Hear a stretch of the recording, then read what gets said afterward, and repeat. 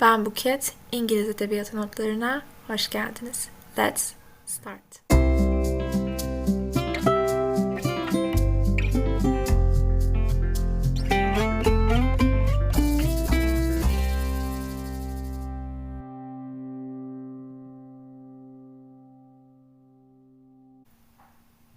Well, hello everyone, and welcome to this very special episode of the podcast.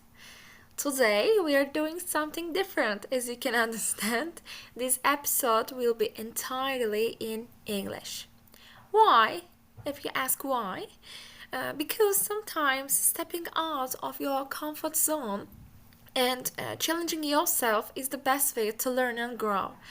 And plus, we are diving into the Elizabethan era, a golden age in English history and literature. So it feels only fitting to discuss it in the language of Shakespeare himself. Now, if you are studying English literature or preparing for an exam, you will love this episode, I'm sure, because I will make sure to highlight the key terms you need to remember and explore the fascinating details of this incredible period in a way that's both informative and fun. So, let's get started. Yes, my first point is that what made the Elizabethan era so special. As I talked about it, the Elizabethan era, which spanned from 1558 to 1603, and it was a transformative period in English history. It was named after Queen Elizabeth I, who ruled during this time and was known for her strong leadership and patronage of the arts. And this era is often referred to as the Golden Age of English literature. This is a term that you should definitely remember because of the flourishing of theater, poetry, and exploration. Imagine England at this time. The country was experiencing political stability after years of turmoil thanks to Elizabeth's reign. And this stability allowed people to focus on cultural pursuits. Meanwhile, the influence of the Renaissance, a movement that began in Italy and spread across Europe, was at its peak in England. And Renaissance ideas like humanism and individualism encouraged writers to explore themes of identity, morality, and the complexities of human nature. And, of course, let's not forget the spirit of adventure. Why? Because Elizabethan England was also the age of exploration. Figures like Sir Francis Drake and Walter Raleigh were discovering new lands, and these explorations often inspired the literature of the time. And then let's continue with the rise of Elizabethan theatre. If there is one thing that defined this era culturally, of course, it was theatre. Because before the Elizabethan era, plays were often performed in open spaces or traveling troops entertained small villages. But during this time, during Elizabethan age, theatre became an established art form with dedicated buildings like the, of course, famous Globe Theatre. Now, guys, picture this. A round open-air structure with a stage at center and 3 levels of seating. The wealthier audience members sat in balconies, while the common folk, known as groundlings, and also this term is important by the way, stood close to the stage. Tensions were high and reactions were raw. If the audience didn't like the play, they wouldn't hesitate to boo or throw rotten period at the actors. But when they loved it, the applause could shake the entire building. Theatre truly was a communal experience that brought people together, regardless of social class. And let's talk about our hero at the time. Who is it? Of course, the genius of Shakespeare and his peers. When we think of Elizabethan theatre, one name immediately comes to our mind: William Shakespeare. His works are timeless, exploring universal themes like love, power, betrayal, and ambition. But here's something interesting. Shakespeare wasn't the only star of the era, as I talked about.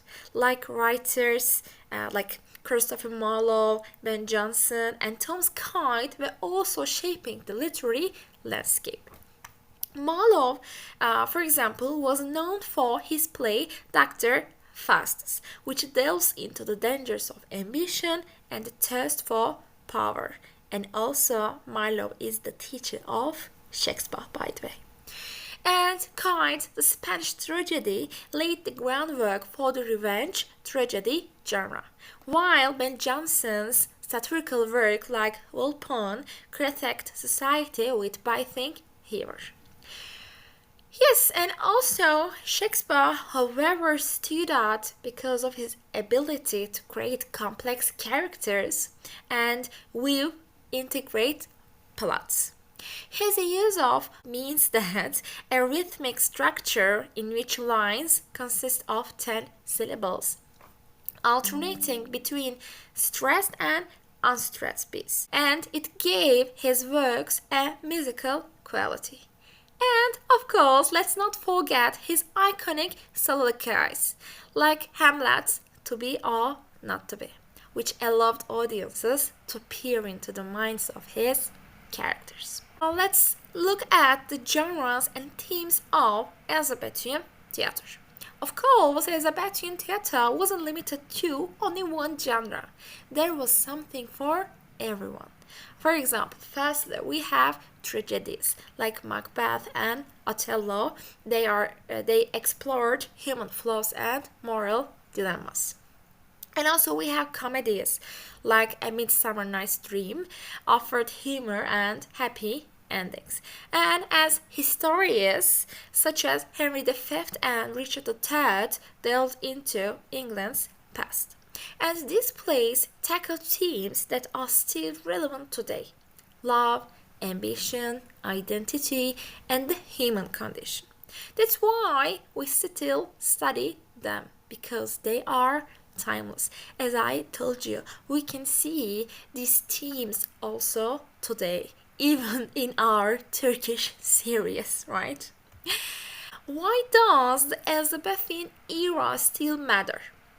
You might be wondering, why should we care about a period that ended over 400 years ago?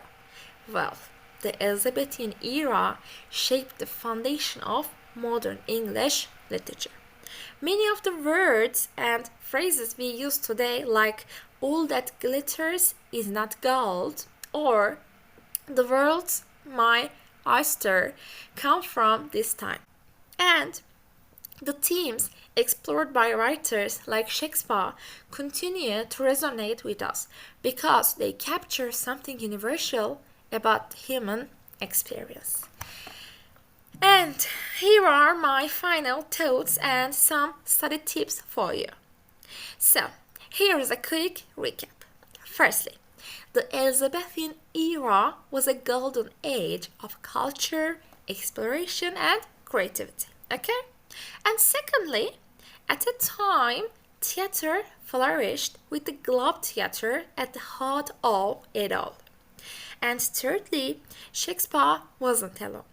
Writers like Marlowe and Jonson also left their mark. Fourthly, key terms to remember include iambic pentameter, soliloquy, and groundlings.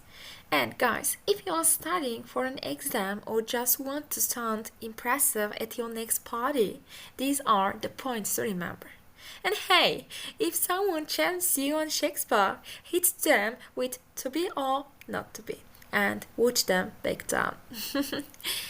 Yes, thank you for joining me on this special English episode. Until next time, keep reading, keep exploring, and remember, literature is the key to understanding ourselves and the world around us. I love you.